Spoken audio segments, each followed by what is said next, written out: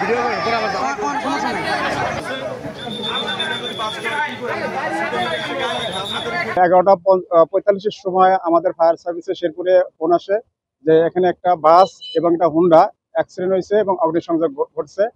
আমরা প্রথমে তো আমাদের ফায়ার অ্যান্ড রেস্কিউ এবং অ্যাম্বুলেন্স এবং সেন্ট্রাল গাড়ি নিয়ে আমরা স্পটে আসি। আসার পর দেখতে পাই জনতা খুব উশৃঙ্খল। এসে দেখে একজন অবসরপ্রাপ্ত সেনা কর্মকর্তা এখানে গাড়িতে টেনে ছেঁচড়ে নিয়ে গেছে। পরবর্তী যখন দেখা গেল জনগণ থামিয়ে দিচ্ছে তখন বাসটা থেমে চলে গেছে। তখনই গাড়িতে আগুন দেয়। আগুন দেওয়ার সাথে সাথে আমরা উপস্থিত আসার পরে দেখি যে অগ্নিসংযোগ ঘটছে। তখন আমাদের জনতা করতে আগুন নিভাতে না দিয়ে আমাদের প্রতিহত করে এবং আমরা ডেকে দেই। ডেকে দেওয়া পরবর্তী আমরা সেনাবাহিনীর উপস্থিতিতে সেনাবাহিনীর সহযোগিতায় আমরা এসে আগুনটা নিবারণ করি। শেরপুর থেকে ঢাকাগামী সাম্মি ডিলাক্স ডিভেন গাড়ি ঢাকা যাওয়ার উদ্দেশ্যে রওনা হয়েছিল। হাওড়া গড় খানবাড়ি তুবা একাডেমির সামনে সাবেক সেনা কর্মকর্তা বিদ্যুৎ বিল দিয়ে পল্লী থেকে আসতেছিল। তুবা একাডেমির সামনে থেকে মাইরা দিয়ে প্রায় হাফ কিলোর মতো বাসতলা মোড়ে আইসে চাপা দিয়ে নিয়ে আসছে। আসার পরে আমরা যারা আগে আসছিলাম তারা গাড়ি আটকাতে সক্ষম হয়েছি। গাছে ডুম ফালাইয়া আটকানোর পরে লোকটাকে টাইনে বের করা হয়েছে। সেনা কর্মকর্তা টাইনে বের করার পরে দেখা গেছে জায়গায় সে মৃত্যুবরণ করছে। আসলে এটা তো আমাদের জন্য কারোর জন্য কাম্য না। আসলে এগুলা বেপরোয়া গতির কারণে, বেপরোয়া অদক্ষ চালকের কারণে আসলে এগুলা মূলত দুর্ঘটনা ঘটতেছে। আসলে যার ফ্যামিলিতে একটা দুর্ঘটনা ঘটে সে পরিবার জানে আসলে একটা দুর্ঘটনার ফলাফল কি।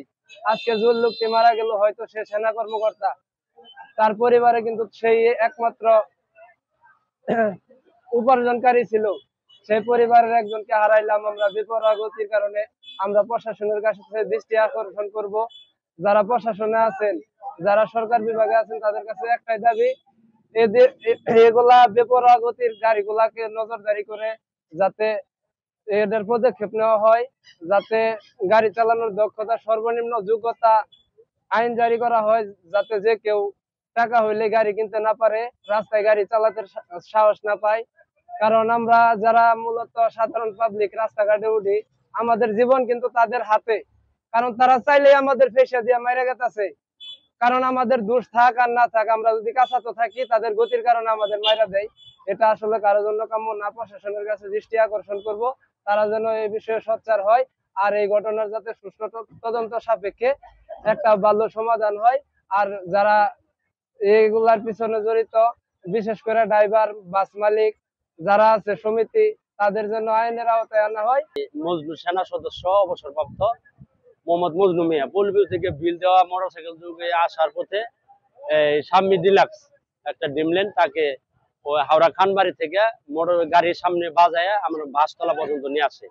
প্রায় 400 গজ বাজায় নিয়ে আসার পরে স্থানীয় জনতা গাড়িকে প্রতিরোধ করার পরে আটকানোর পরে মজনু মিয়া তাৎক্ষণিক ঘটনাস্থলে মারা যাওয়ার পরে প্রশাসনের লোক এবং সেনাবাহিনী সার্কেল এসপি মহোদয় আমাদের মাঝে উপস্থিত হওয়ার পরে তারা আসে মোটামুটি নিয়ন্ত্রণ আনে। এলাকার ক্ষিপ্ত জনতা তাৎক্ষণিক গাড়ির ভিতরে আগুন জ্বালাই দেয়। আমি স্থানীয় মেম্বার হিসেবে প্রশাসনের মাধ্যমে আমরা আগুন নিয়ন্ত্রণে আনি। মোটরসাইকেলে আসতেছিলেন, পিছন দিক দিয়ে যে পরিবহন গাড়িটা আসতেছিল, সে গাড়িটা আপনার এতে বাজাইছে। মোটরসাইকেলে বাম্পার বাজানোর পর প্রায় 200-300 গজের মতো ছেঁচড়া গাড়িটাকে টানিয়ে নিয়েছে মোটরসাইকেল সহ। সাধারণ সদস্য মাথা শরীরে বিভিন্ন জায়গায় ইঞ্জুরি জায়গায় মারা গেছে। উত্তেজিত জনগণ গাড়িটাকে মানে দিচ্ছে আপনার রাস্তা বেরিয়ে আটক করে আগুন ধরা দিয়েছিল। আমরা আসার পর পাবলিকের সহায়তায় পরিস্থিতি নিয়ন্ত্রণ করার চেষ্টা করছি। বর্তমান পরিস্থিতি নিয়ন্ত্রণ আছে, মোটামুটি যাত্রী